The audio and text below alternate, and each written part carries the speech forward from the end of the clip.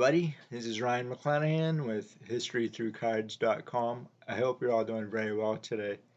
So, in a previous video I did, I was talking to Chris from Stories and Cardboard about Joe E. Brown, the actor. What I didn't realize was that he was also a major collector of sports memorabilia. And before I continue, click like and subscribe to my page, and then go on over to Chris's page too and click a like and subscribe as well.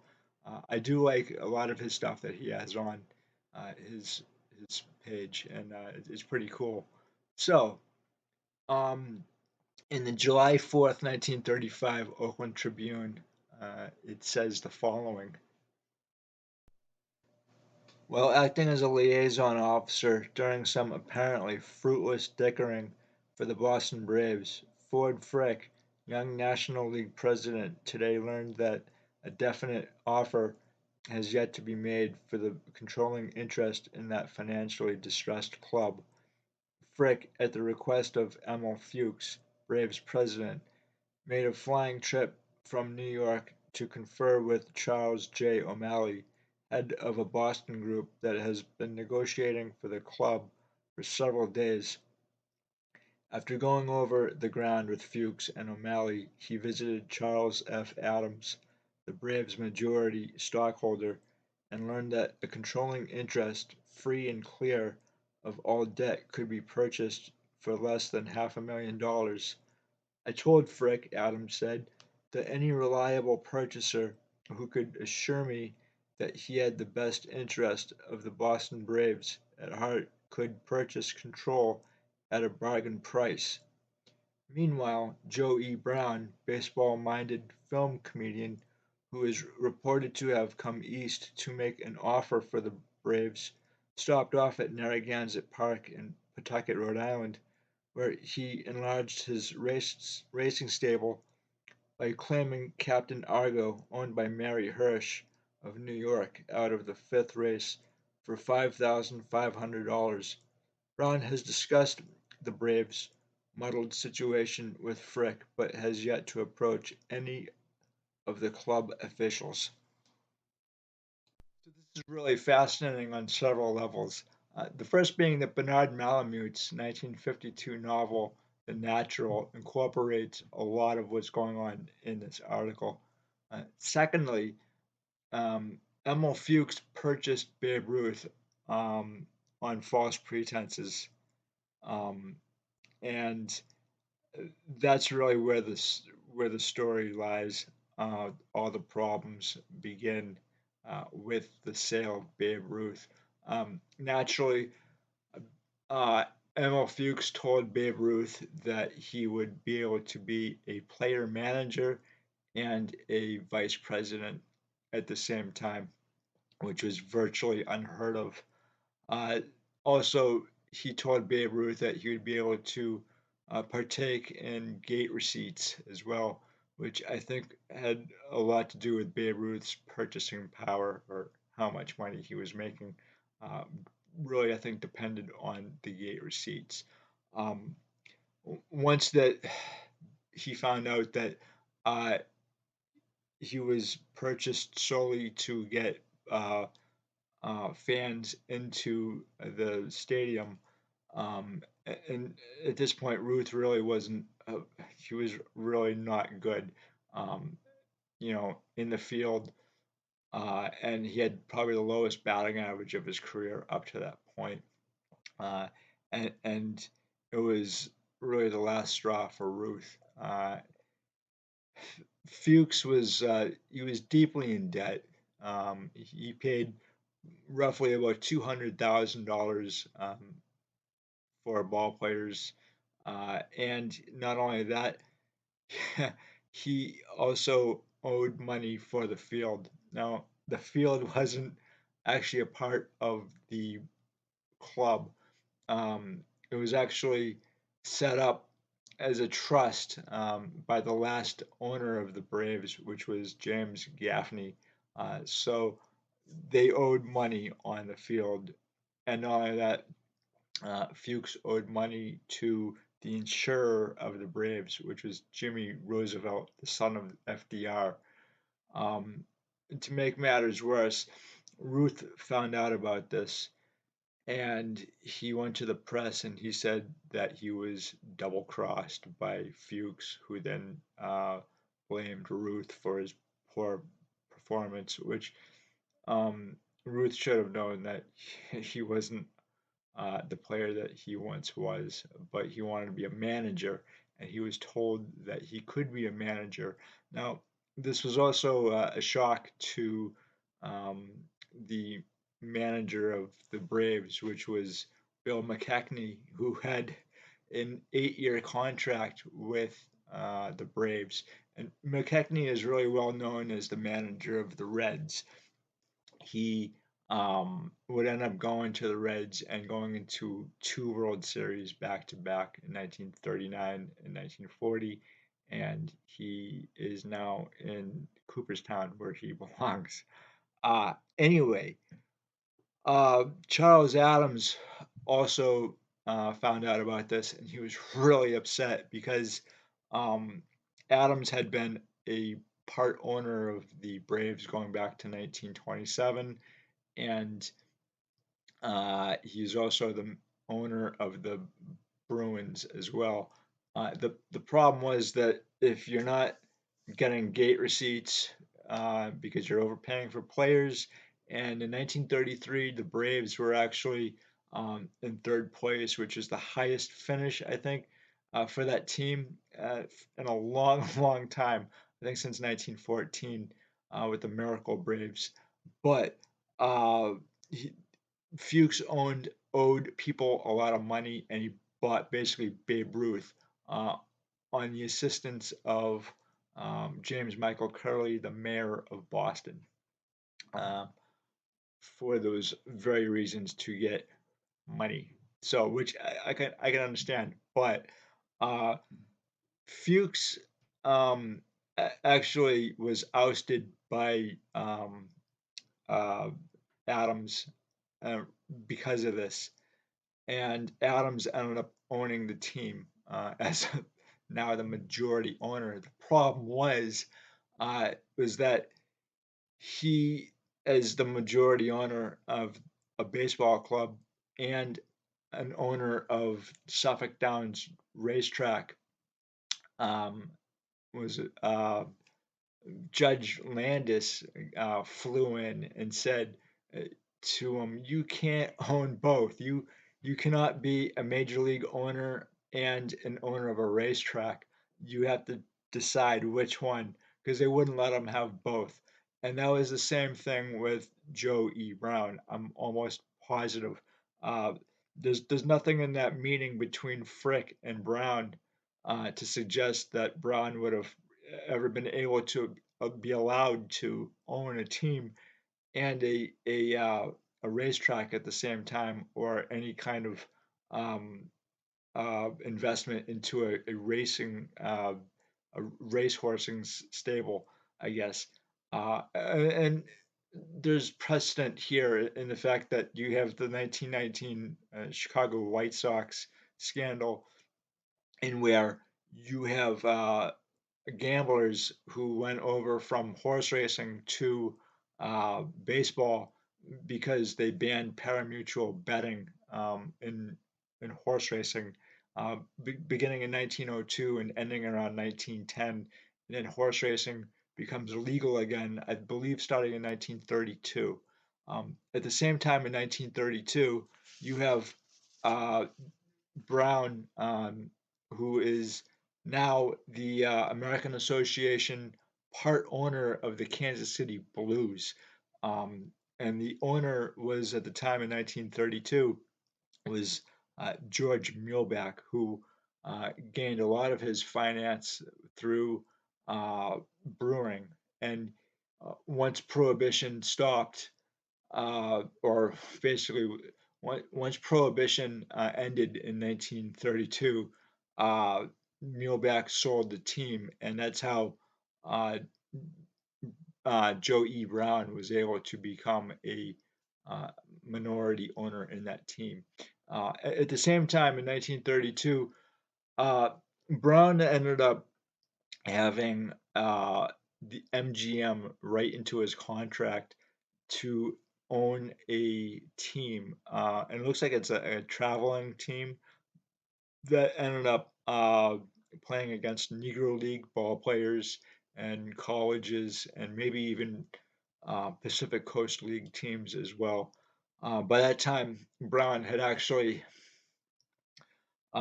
been in the movies since at least 1928, and his his I guess he's well known as a very athletic uh, actor. In fact, I think he's also just as well known as um, his time in baseball as he was um, in the movies. The only problem, and Joey Brown actually says this himself in 1937, uh, was that a lot of sports writers would make up stories about his time in Major League Baseball, trying to, um, I guess, gain more support, not just for the actor, but to revamp a story that never actually happened. Brown had said that himself, and I think he was kind of taken aback by all the stories about this stuff, the original fake news, if you will.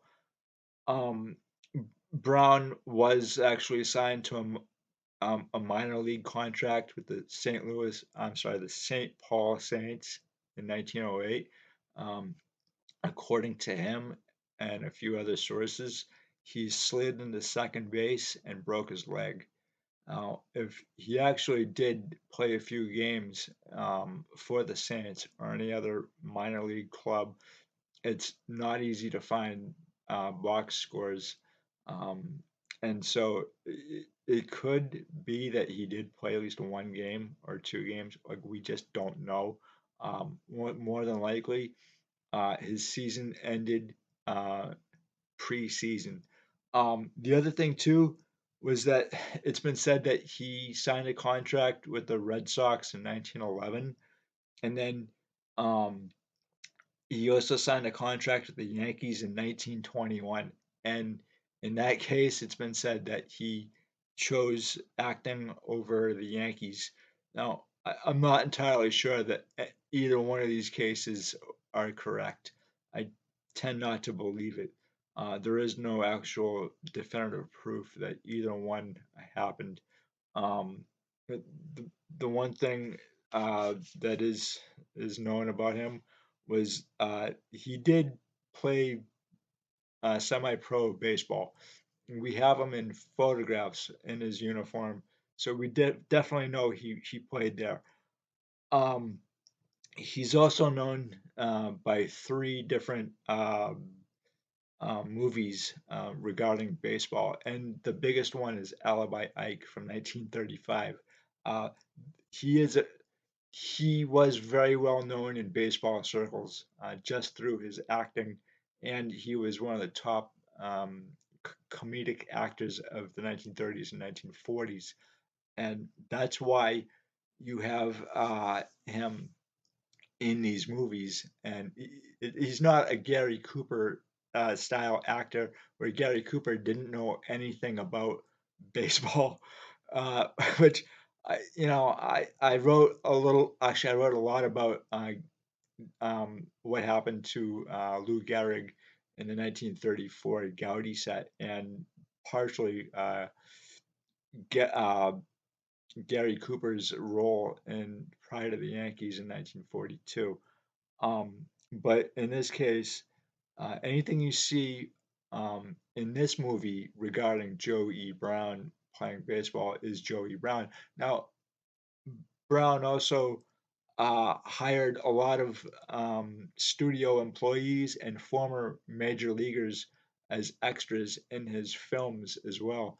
And so, with that stuff, he was also able to go and request uniforms and baseballs and virtually anything he wanted through the ball players, including Babe Ruth. and we know that Babe Ruth and Joey Brown knew each other quite well, and Lou Gehrig also knew Joey Brown, and Brown was able to acquire a first baseman's glove from Lou Gehrig, um, and that was in 1939. So uh, one of uh, Joey Brown's co-stars in Alibi Ike was, if I can turn this around, uh, it's Olivia de Havilland.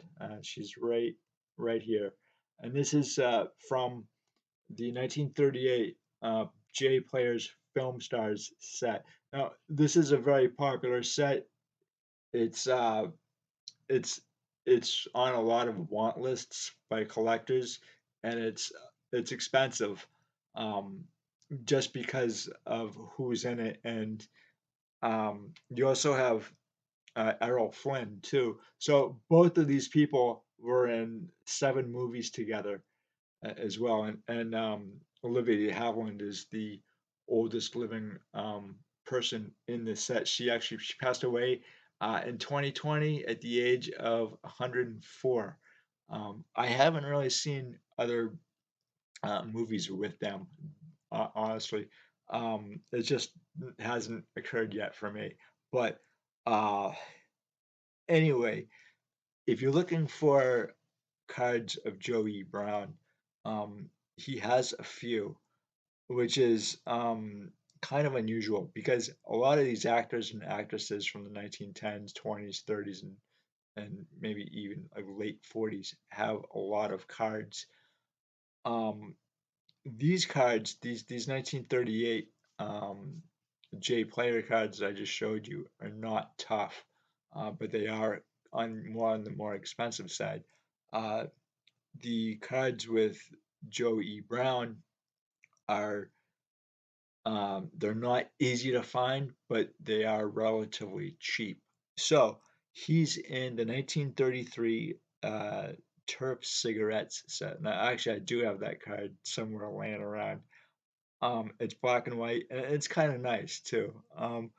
He's also on a 1936 Godfrey Phillips card, uh, which also has James Cagney in that set.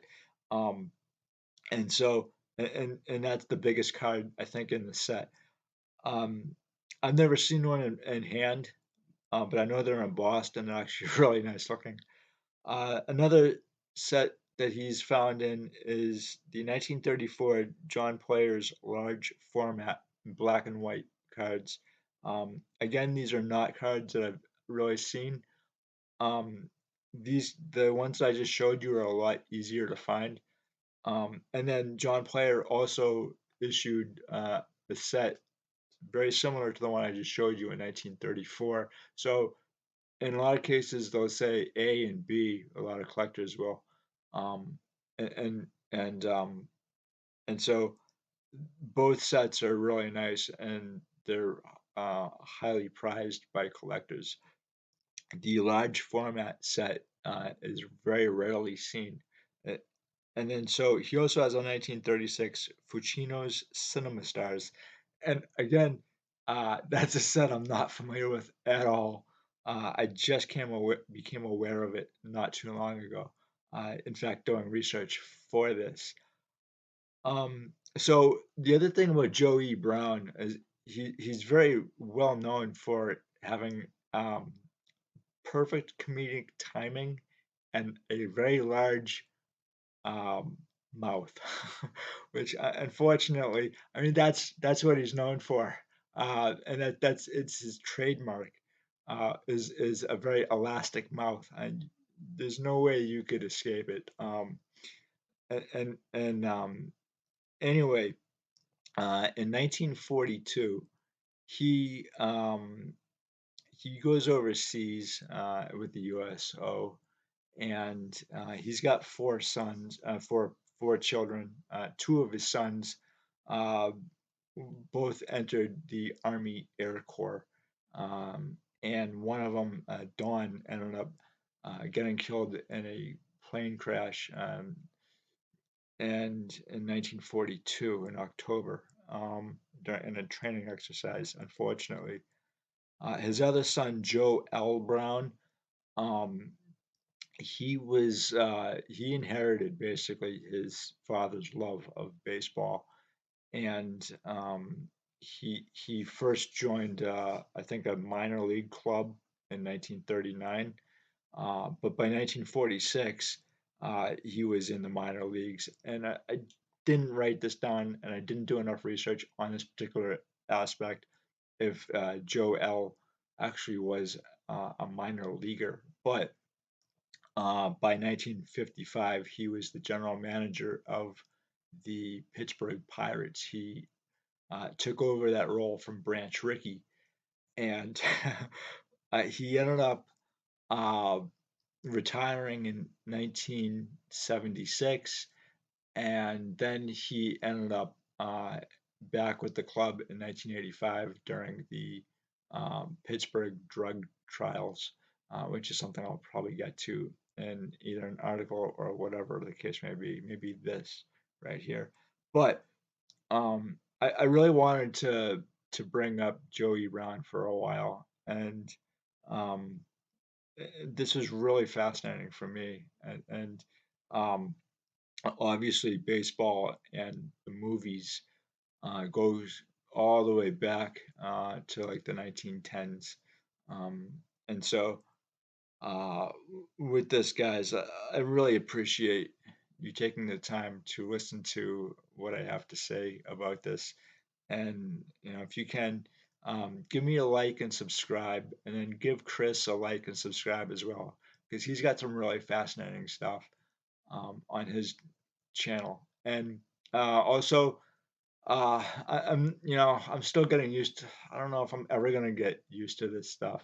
Um, it's not really my forte, but I do like to promote the hobby and promote others in the hobby, and ball players and whoever else who I think is inspirational. Um, so I'm going to continue doing that, and I'm still going to give you great writing content as well. And if there's something that you guys want me to cover, please put it down um, in the thing there. Oh my God. In the comment section. It's been so late and I've only had one cup of coffee. Yeah, put it down in the comment section if there's something that you want me to cover. Um, and then on top of it, if there's any details or anything like that that I may have missed, I'd like to hear about it too as well. And any details about actors and actresses in sports. That would be really neat too if you guys have any great stories. So, with that, guys, I really appreciate it and have a good day. Bye.